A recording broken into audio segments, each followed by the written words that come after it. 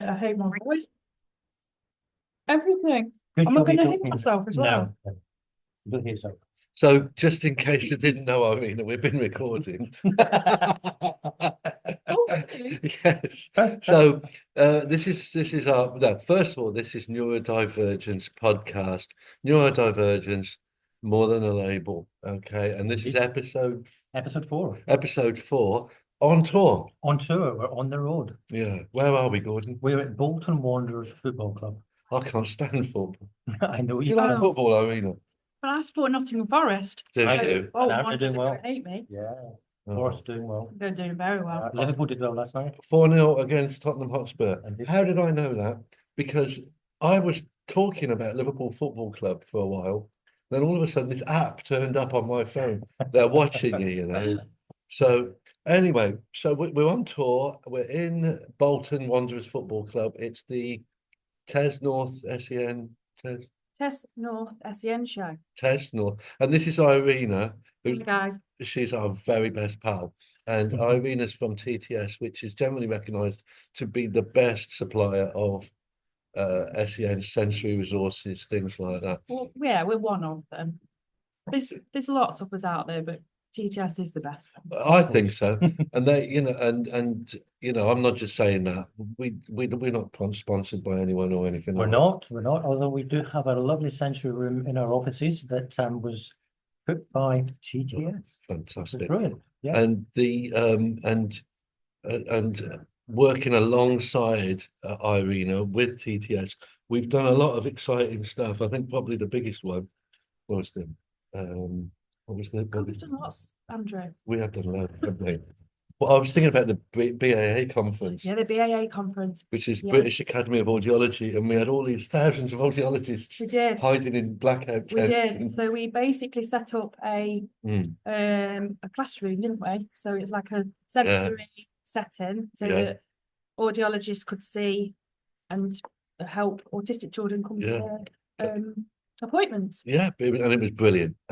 Pass me that coffee. Our lovely Stevie's just arrived with the coffee. Fantastic.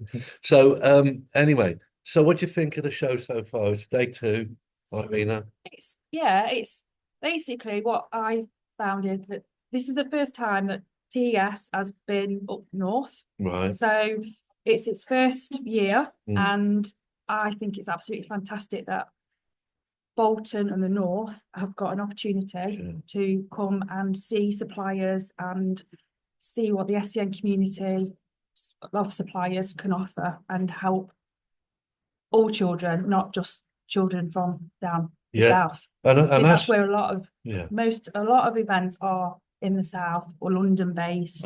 Or the big cities, many, Manchester, Liverpool, it's nice it's in Bolton. It's really good it's in Bolton because it's a huge place. I mean, I've been driving my son in and out to the a train station, and it's 6 miles just from here to the train station. 6 miles, so it's a big place, but it's not a place that gets that support. And the dynamic has been great because if you go to Manchester and you do it, which is just up the road, you get Manchester people. Yeah, but I think for me, it's the fact it's actually in the north. Yeah. So TES is always, it's well established as being a London event. So obviously people from the Midlands will travel down to it. But obviously if it being up north, people from Scotland can come down and things like that. So and we've been getting that, haven't we? Yeah, wide range of people that have actually come to see what it's all about. And hats off to TES for sticking the pin into the north and going, yes, let's bring what we do well in London up to this side of the country, which I think is absolutely fantastic and should be 100%. rewarded, applauded. Fully on board with that. We got the so we're on day 1.5 now. Day 2 sort of finishing today, and we're literally in the doorway, aren't we? There's people coming. So you know me. I know you. I know you. I do a lot of events and I travel up and down the country, going to visit schools and things like that. So when I come to an event, when they say, would TTS like a stand?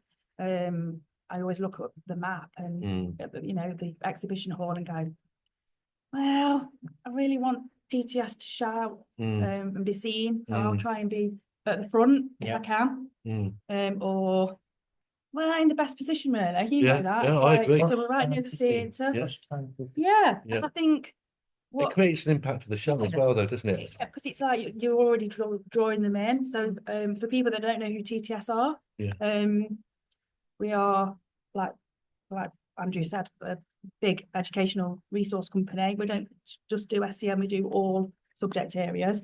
Yeah, so it's really nice that people have been saying that the stand looks inviting, engaging, and what we want to do is get people on the stand, touching and feeling all those products that we can offer for those children. So we've all three of us come for different reasons, haven't we? So I've come here, and my job is to demonstrate the resources, talk to people, and things like that.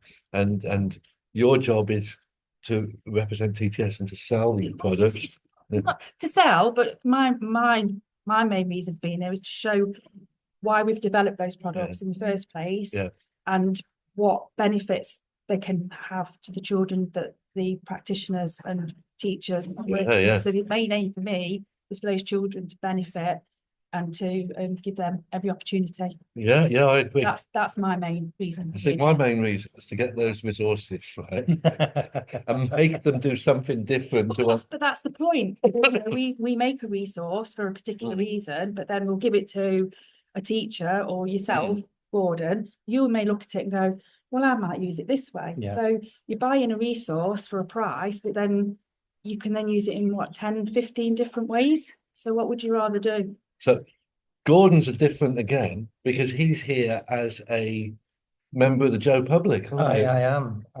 So I've come here to find out what resources are available throughout everything, to see what can I bring to the families to make their children's lives and their lives that bit easier. And how can we get certain things into schools that aren't there?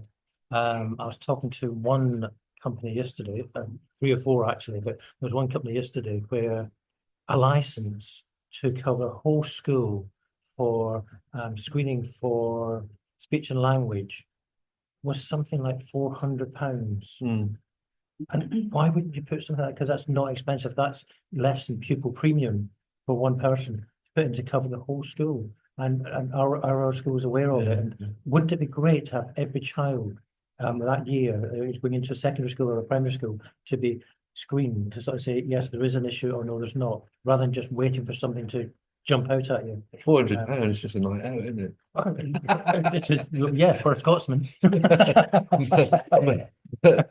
So as you've been walking around, have you had a look around? No, I'm hoping to do that this afternoon. Oh, okay. So I will. Brilliant. Be good to hear what you think. I'll be having a wander around later, but there's a lot. There's a diverse stuff, yeah. So looking at who's on the in the what's it book? I can't remember what you call it. Guidebook. Yeah, that's it. Well done, Gordon. Thank you. Yeah.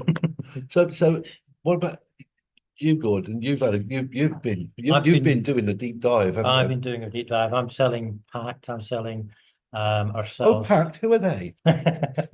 I am selling ourselves in terms of I want to get as much out of the companies that are here to sort of say what can we provide to our players. Has there been anyone that stood out on you? Well, TTS, of course. Yeah, TTS. TTS is obviously. Well, TTS is an immersive experience, isn't it? When you get to that stand, you get to sit on the funny wobbly chairs and try the weighted blankets and the vibrating cat and all the rest definitely. of it. And we've using it. We use our sensory room for before people go and spend the money to sort of say, right, come in here, get the peanut ball, roll over it, learn how to use it. Does your child like it? Because the thing about the products and that is it's not for everyone, and you have to get used to doing it and sort of say what's the reason for this. And like you say, there's so many different reasons. So many, So what's that blue and green collar? The weighted neck pad. See, that's really interesting because that's one that is really good for me to use on training events because it fits adults as well as children. So what I usually do is I usually have 2, and I put one at each end, and I say just try it and pass it on. And 99% of the people are, oh man, that's lovely. And I always say, would you like that with a gin on top? And they go, oh yeah. you know, because it just brings you down. There's always some person who, oh, don't like that. Yeah. Well, it gives me dreadful pains in my neck. Does it really? But putting it over my Dreadful knees. pain in the neck. Yeah, put it over my knees. So you're using it in a And different way, it's see? it's So quite it's- calming that way. It's having those different things available for those children to try, isn't it? Yeah, Because definitely. not one thing fits all. No. So it's having the variety Yeah, and then letting them explore and find the thing that works for them. yeah, 100%. We're going to be working with a behaviouralist. Are we? Is that you and me? Well, we will be, but yes, she'll be going to come in and working with parents and doing videos. Oh, right. And she's also a sleep practitioner. Okay. And so I said, well, before we talk any further, this is the real crux. For sleep, do you have to have your bedroom really quiet? And thankfully she said, no. You know, my kids all went to sleep with Classic FM in the background. Yeah. Used to put the radio on in the bedroom. Yeah, Classic FM. Yeah. Like white noise, that Yeah. sort of thing. You know, it's those what helps them. Individual. Yeah. What's right for that person? But it's a matter of then the understanding of, like my son, he goes to sleep with the television on. Yeah. But it has to be on all night. If it goes off, He wakes up. yeah. So it's got to keep the environment the same as to what you went to sleep in, Yeah. and keep it the same all the way until you wake up in the morning. So this is interesting. Right. So we've just tootled away from SEN, have we? Into sleep. Yeah. You know, and those sorts of behaviours, because everything's interjoined with each other. Yeah. Everything's part of everything, you know, and I think everybody out here is a small part of the big picture. You know, you can identify an issue or a difficulty or a problem or a solution that needs to be found, and you can speak to them. Then you might end up, say, coming to you and go, we need something else for this, or whatever it is. Just going back, we met the fetal alcohol spectrum disorder woman We yesterday. did. That was very You want to eye-opening. wasn't that great? 1 in 13 children or pregnancies Yeah. are diagnosed with fetal alcohol syndrome. That's Yeah. 1 in 13, which is huge. Well, identified, wasn't it? Identified, sorry. Yeah. Which is huge. 1 in 13. And isn't there more diagnostic? It's higher than autism. It's higher than diagnostic, autism, yeah. which was really, really crazy. She was really interesting, wasn't Yeah, she? yeah. She was absolutely. We're going to be doing some work with them as well, aren't we? Yeah, I hope so. Yeah, I've yeah. picked up all their leaflets, and I've been doing fetal alcohol syndrome training, fetal alcohol spectrum disorder training for a long time. But this took me into. I stopped her, didn't I? She was getting her coffee, and I said, you, come here. What do you want? What do you? Yeah, she was a bit, wasn't she? She's like, what do you want? I said, no, I've got my coffees. Never mind your coffees. Come and talk to Gordon. And so we did a lot of that. I don't know. Yeah, don't worry. See? Ah, This is why this community is so great. yeah. I hope you're suitably satisfied. So that's Stevie there, man. Oh, bless them. Steve would do anything for anyone. But Yeah. again, that's why shows like this are important. So you Yeah. you use it as a networking opportunity. You Yeah. use it to find Yeah. lots of information out, Yeah. talking to other people, Yeah. mixing, finding that really useful information. Yeah. You can take back to PACT and go, right, well, how can I then incorporate this into what you do? Well, I've got 4 companies that we're going to be working closely with and doing things that want to work with us. Yeah. It's not that I want to work with them, it's they want to work with us, which is really, really different. Yeah. Which is great. Sorry, I should No. have put that. It's all right. But you know what I mean? You probably don't know at your age. Don't know how to turn it off. Well, I do. I just can't do this one because this thing is after. I will talk to you later, honest. Yeah. It's so I got very excited yesterday. Can you remember what that was about? See? Are you asking me or? No. So you're always excited, Andrew. So that's hard to Yeah. pinpoint what But we the actual one was. we made connections with the local fire service, and the local fire service are looking at fire starters, criminal activities, things like that, and a lot of identifying a lot of neurodivergence within these sort of illegal actions, and they're very interested in you and I going to work with them about understanding neurodivergence support and resourcing this stuff. Yeah. and resort, which is absolutely Really important. yeah, hugely. But you Hugely. talk about criminal activity in that, but for some of the children, if it is a neurodivergent, isn't a criminal activity. It's something that is of interest and they want to see what happens. And getting that identification of what is right and what is wrong and when is it okay and safe to do that. And I think it's the education side of things really, rather than sort of trying to criminalize it. And how Well, it is. manage that. One of the things they talked about was, obviously, starting fires is a dangerous thing, and and you can damage property and the rest of it. But there's also reasons why you would start some fires safely. Yes. To cook food, to keep warm, to barbecue, all these sorts of things. And I think their focus is on that.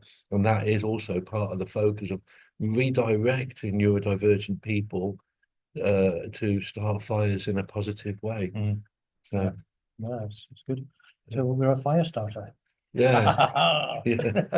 I'm the fire starter. I'm not singing it or dancing. I think you'd be great. You'd be great. Which is good. But yeah, we've got, I've learned from Caldwell Children. They're here today. I don't know if you know of Caldwell Children. No. But they are providing finances for anybody who needs a diagnosis of children between the ages of 4 and 11. Right. And having spoken to them in that we're looking at increasing that age to maybe 15. Mainly because I was talking about if you're looking at children and girls, when they actually start to be noticed as being, they're in their secondary school. Yeah, because they're past it. Past all the time. Now it's there. So if we're not able to get that bit there to there, so therefore raising to 15 will bring in these girls. The parents can't go directly to private diagnosis. Staying on the system at the age of 14, by the time you've got through the system, they're leaving school. It's too late. So we can get in there early. Exactly. Then we can get help for these children as quick as possible. So that was really interesting. They want to work with PACT. We do a lot of families sending to Caldwell Children, but they've just opened up how much more stuff they're doing, and we're going to be working closely with them, which I thought was really brilliant. So, are we time for a quick interval, do you think? Yeah. Here we've well, you've got to go. I won't be back for part 2. No. It's lovely to work with these two great gents. Always. But always. I have got to get back to the day job and go to the stand and talk to some more fantastic people. So it's been lovely having you here. We'll send you the video. Thank you. You can take it back to work and we'll show. You're not listening to yourself, are you? No, you're not listening to yourself. I quite like him. I should bring you on. I've got a radio show now. I should bring you on that. Miss me. I'll bring you on the radio. Right. I'm so nervous, but these two have made me feel very calm. We're all right. Thank you. Yeah, Right. it's between two thoughts. Pause recording. Love you to bits, Irina. Bye-bye. Bye. Oh, that was interesting, Andrew. No, nice chat with Irina. Nice. She's lovely. And TTS, they genuinely are my go-to people. Yeah, the thing I like about them is you can take an idea to Irina and she'll run with it. And if she hasn't got it, she'll look at saying, can I? Oh, they've sent people around to my house now to talk about the idea of products and stuff like this. And I think, we got 2 boring old farts here doing this stuff, but we have got over 100 years of experience behind us. So, and we do look at these things. So what else have you seen around the show? Because you've been... it's been really interesting. There's I had a conversation with a parent last Tuesday at the Umbrellas youth club, and he was talking about how he designed the assessments for schools and the levels of assessments and things like that, rather than the SATs and how to judge a child's abilities. And I was saying, well, where do you get the base level and starting base level for children? And I think it'd be really, really good. And I think we should have every child at their own base level and then show progress that child has made, not an average of the children throughout the school where they should be, but the individual things like that. And I came to the stand, one of the stands here, and they have done exactly that. You can take an individual child's base level and show their own individual progress along there, within there. So the technology is out there. It's just a matter of whether schools will embrace it, and it's having to sort of fight, but I think it's going into special schools initially, but they should be in all schools. They're the same, it's the same product, but just taking each individual child's progress. So to me, it doesn't sound like rocket science. And I think the hard part of it is being bothered to do it. I think so. Or Yeah. seeing it as a priority. Let's be kind about this situation. Seeing it as a priority that these children should have their individual support mapped out for them, because we do see some of the predictions you see are like absolutely ridiculous, aren't they? Yeah, You yeah. know, And I remember the old what they used to call them oh God, school action school action plus. yeah, and all that. Yeah. Yeah, and that sort of stuff. And some of the school action stuff was just impossible to achieve. It was just Yeah, because it's about here's your IEPs, target. Yeah, here's your target. yeah, This is what you need to do. yeah. And when I look at IEPs and back then school actions, is that it's always what the child has got to do, and it's almost as if we're blaming the child for not being able to reach that point. Yeah, And so, what does the school need to do to get that individual to reach their target? And I think that's what's missing out of these sort of things. So here's the 100%. child's strengths, here's what their weaknesses are. How can we as a school and as a teacher bridge that gap to get them moving to the next stage? And sometimes you look at the target that's been given and you say, right, that target is too broad. That's like setting a massive unachievable goal that you need to start with. Yeah. So let's start there. So that's just blue sky thinking, so to speak. Yeah, definitely. Now let's break that down into little bite-sized chunks. What does that actually mean? What's the first stage? Yeah. And how many goals within that goal are we going to reach before we get to our target? Yeah. And what I try and say to people is that actually you should never ever reach your target, because it should always be moving forward. So this is this Freud thing, isn't it? Now, the Freud said something like, I'm gonna kind of just do it best for my memory.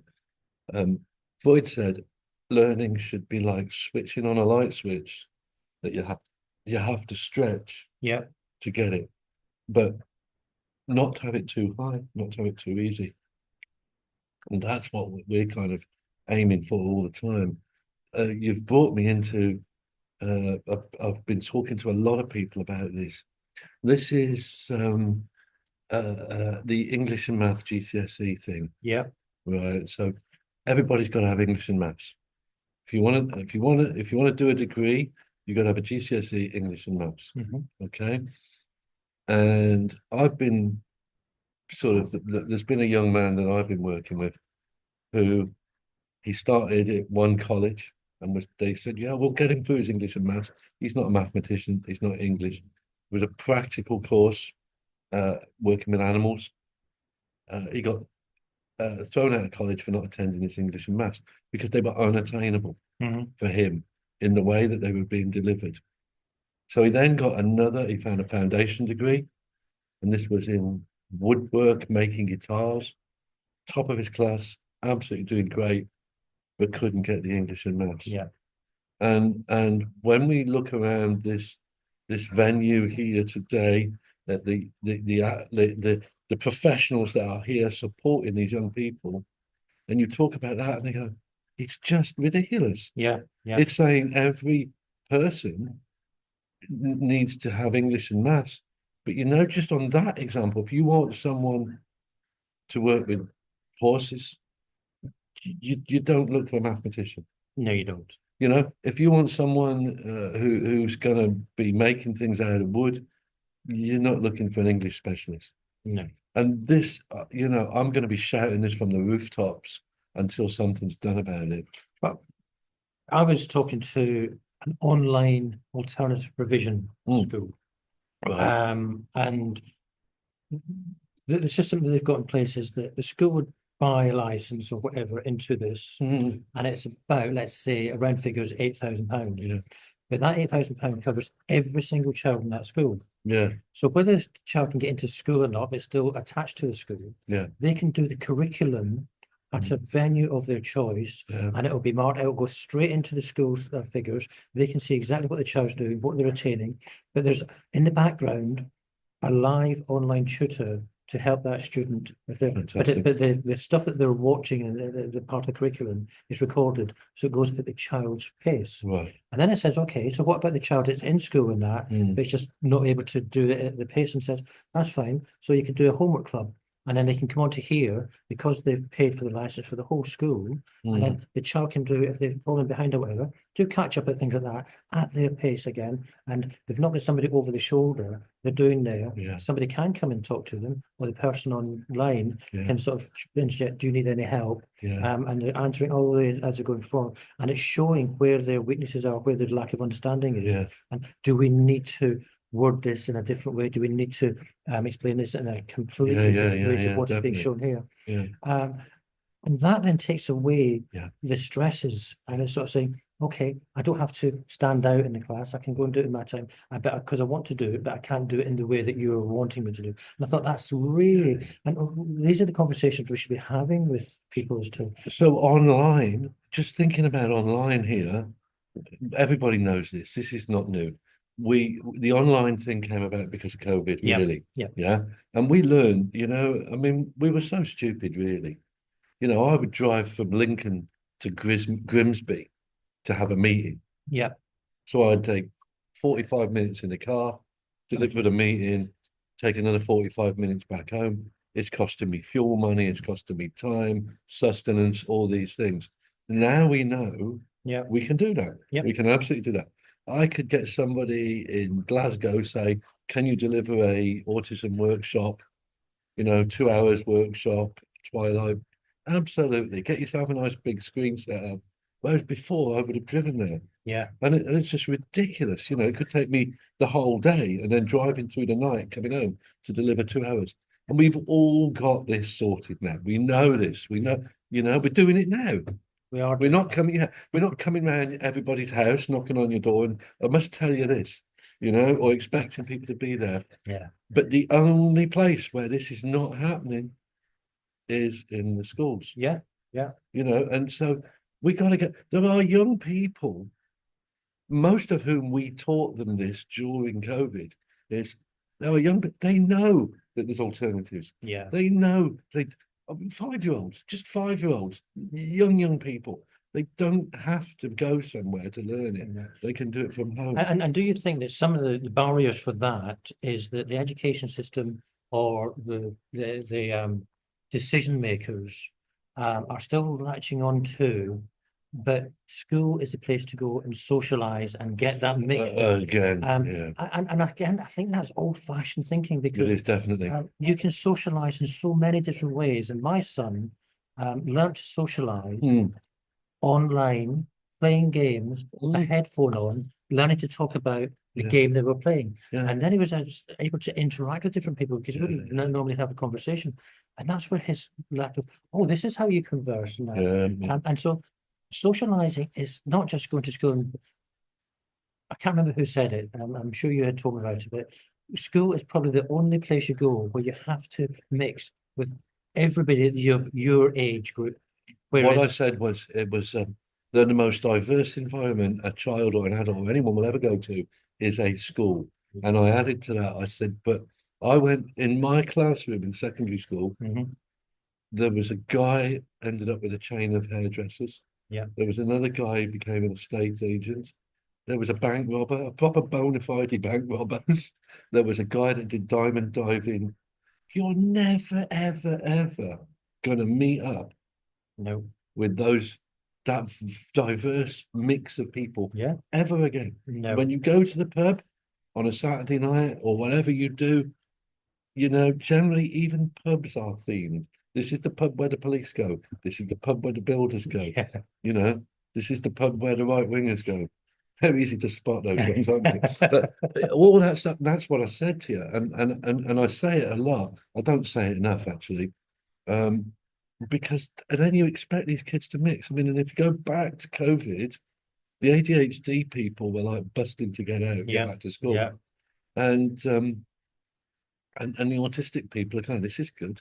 I love this. Yes, it's not. No people, you know, and that's the issue that we've got. But schools, we are still running the Victorian education system. And that's not a joke. That's not.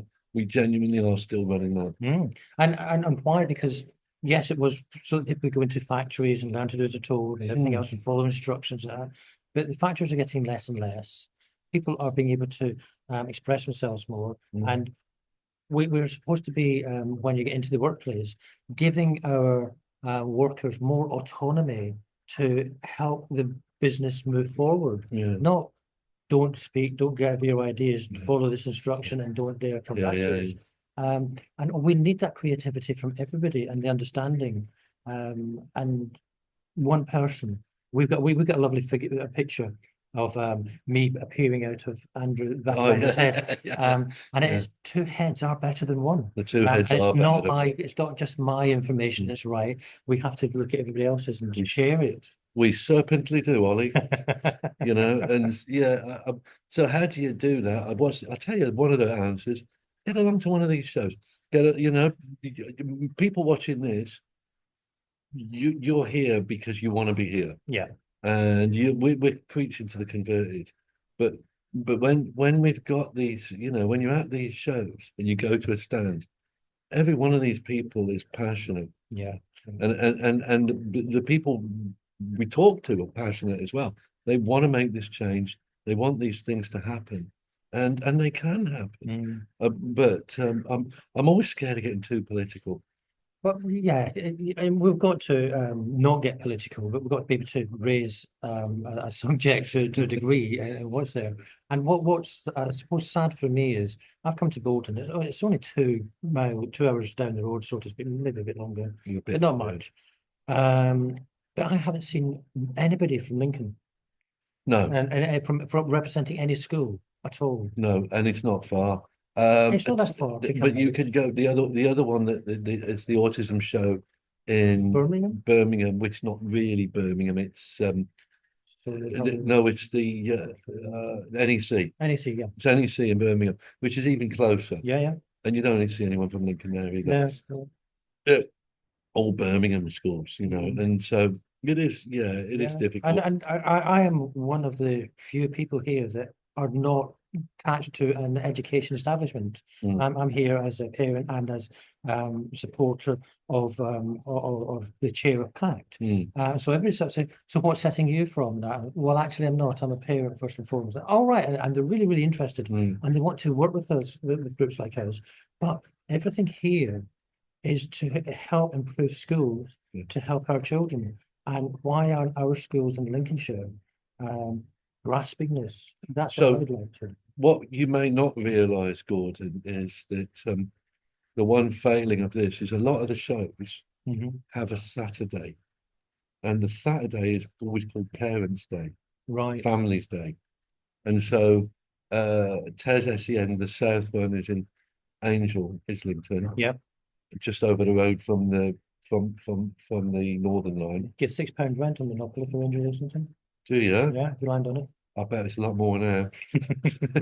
So you've got Angel Islington, and they phone me completely, and they have a Saturday Parents' Day, and then you've got obviously the autism show, Manchester, Birmingham, and London again. And they have a Parents' Day, but this one has not got that. We've got the Thursday and the Friday. So, the families that are at work, children that are at school, they're not getting to see this. Yeah. The other one is the BET Education Technology Show, which is my absolute favourite show that I go to. They have a Saturday usually. This year they didn't. All right. And we're just massively alienating the parents, because this was the day where the kids could come in and try the activities and get involved with stuff. And and I've met some wonderful, wonderful people on the Saturdays. So a little bit of feedback to your wonderful show. Open it up on a Saturday. And maybe for the people that are organising these things, is it make the Saturday either free for the stallholders, Oh, definitely. Because they'd still come. Yeah. Well, I mean, the stallholders need to not pay for that Saturday. The parents and that come in would be free, but I think that if they pay for the 2 days to come to this event, the Saturday should be because we're there to support the families and the parents. I agree. It's not selling, it's come and see what is available and get the word out there. And you get a big footfall. I think so. Especially in a city like this. Yeah. So moving on, coming to the end, what are you going to do this afternoon, Gordon? This afternoon, I'm going to target probably 3 stands. I'm going to sit down. It's a bit like going to the horse racing. I'm going to study the form of who's here. Yeah. Who's going to best benefit my families within me. Yeah, okay. So that's what I'm doing this afternoon. Well, I'm going to get a cheeseburger first. Wonderful. And then I think really I want to go around and look at some of the specialist provisions and some of the alternative provisions. See what's out there to recommend to people. And we can revisit this. Toilets anywhere, please. The figure out there, backing stuff down there. We see 2 double doors. And sets lots of there. Thank you. There you go. And we're on the road again. We will revisit this to let you know, has anything come from our visits out here? Have we managed to bring people on board? And I think you'll find through the Packed Family website that we will be working closely with at least 3 or 4. I'm sorry. Okay. And if you need the toilet, Gordon knows. Gordon knows. Yeah. No. So yeah, get in touch with Packed, PAACT, Packed Support, PAACT, Packed Family, PAACT Family. Get in touch with Andrew Whitehouse.co.uk, and we'd love to see you. And bye from Neurodivergence More Than a Label on tour. Bye. Bye.